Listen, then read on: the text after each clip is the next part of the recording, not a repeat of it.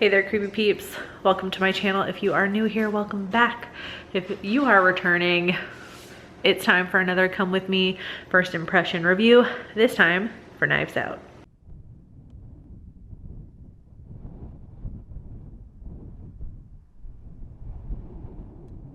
Like I said, I'm gonna go see Knives Out.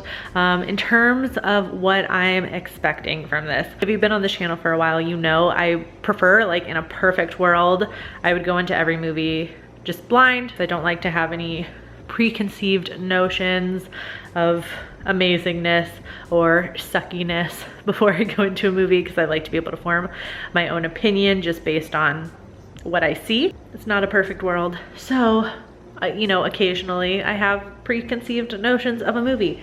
This one in particular, I am very excited to see. Not quite as excited as I was to see like Midsommar or Us, but pretty damn excited. Gives me big Clue energy, I guess both the game and the movie, and I love both. So I'm really excited to see this, and the cast is obviously amazing. Jamie Lee Curtis, Toni Collette, Daniel Craig. So many people in this movie. Let's go to the movies. Well, by let's, I mean me. Let's me go to the movie, see Knives Out, and I'll tell you what I thought. When renowned crime novelist Harlan Thrombey is found dead at his estate just after his 85th birthday, the inquisitive and debonair detective Benoit Blanc is mysteriously enlisted to investigate. From Harlan's dysfunctional family to his devoted staff, Blanc sifts through a web of red herrings and self-serving lies to uncover the truth behind Harlan's untimely death. So I fully intended to do a whole like cool little like cut scene of me like opening the car door, and then it cuts to like right here, and I was gonna get in the car, and I got out and there's woods back here behind me, and so obviously I had to do this by like standing outside my car and walking up to it with the camera, right?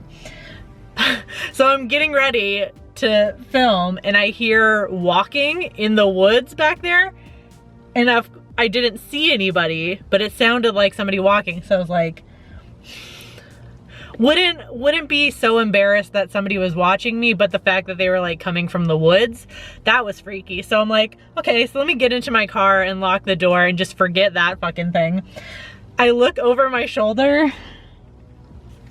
He's not there anymore, but it was a raccoon. Now I feel dumb. Okay, that was it. I just wanted to share that. So that's the cutscene. So, did it meet my expectations that I talked about in the movie? Yeah, it did. I was excited for it. I was expecting it to be a fun time, whodunit, reminiscent of Clue, that sort of thing, and it fully delivered. It was so fun.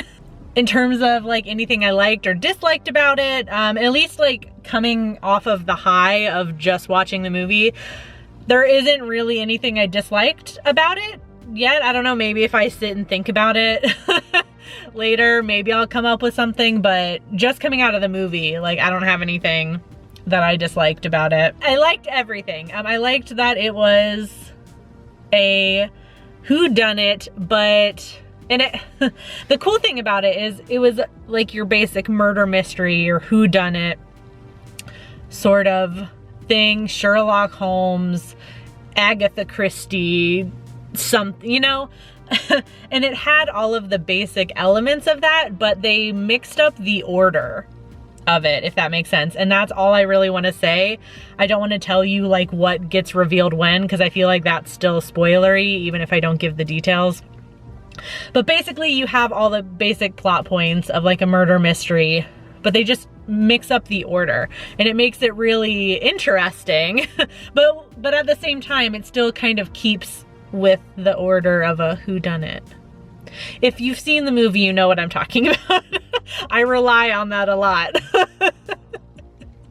Me making sense only to the people that have seen the movie. I liked how they did that. It made it interesting, and for a while, you know, I was still along for the ride of the movie, but I didn't know what to expect, and that made it more exciting rather than watching like a classic whodunit where I kind of know what we're gonna hit and when.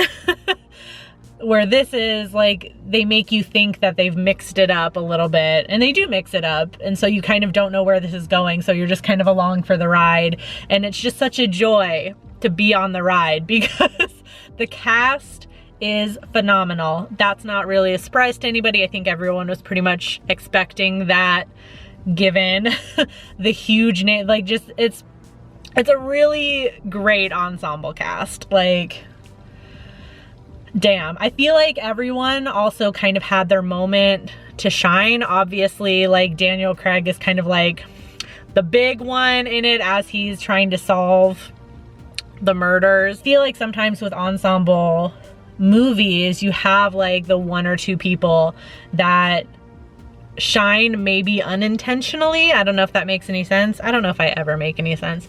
But I feel like everyone had their moments in this movie where it truly felt like an ensemble performance. Does that make sense? So in terms of if this is like a straightforward kind of movie, or you're gonna benefit from multiple watches. I mean, obviously if you enjoy it, you're gonna benefit from multiple watches, but this one definitely, it being like a whodunit mystery type movie, you're definitely gonna get something else from rewatching it after you know how the movie ends. I feel like, again, just coming off of the high of just seeing this movie, I would immediately go back into the theater and watch this again, like right now. If I wasn't dead ass tired and didn't have work in the morning, I would immediately just buy another ticket to watch this. And is it worth the theater visit? Yes, I think it is worth the theater visit if you have it, if it's playing near you. I mean, I would assume it is. I've seen commercials for it everywhere, so I would imagine it's in every theater. So definitely go see it. I would recommend maybe seeing it with a kind of fullish theater. Like my theater wasn't completely sold out, but it was pretty full, and everyone was just having a great time in the movie. Everyone was laughing out loud, especially at certain parts where it's like the crowd was laughing for such a long time at certain jokes. Like, it was just, I don't know. It's a really good one to see with friends and to see in a maybe more crowded theater. Coming out of the theater, I'm gonna give this a 5 out of 5. I had a great fucking time watching it. So enjoyable.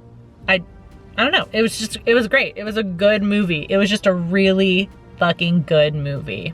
On IMDb, as of right now, it's got an 8.1 out of 10. On Rotten Tomatoes, it has a 96% critic score and a 94% audience score. And on Letterboxd, it has a 4.2 out of 5. And from those of you that I follow who watched it, seems like most of you agree. I see a lot of 5 stars, a lot of 4.5s, a lot of 4s. If you've seen Knives Out, which it seems like a lot of you have already, let me know in the comment section down below what you thought about it. Please don't spoil whodunit. You're gonna take all the enjoyment out of watching the movie for other people, or give a warning. Yeah, I do hope you enjoyed this video. If you did, please give it a thumbs up. Subscribe if you're new here. Become a Creepy Peep today. I post videos Monday, Wednesday, and Friday. You can ring that notification bell down there to be notified every time I post a video. Maybe, you know the drill. It really doesn't work, but go ahead and just hit it for shits and gigs. Thank you so much for watching, and until next time, stay strange. Bye.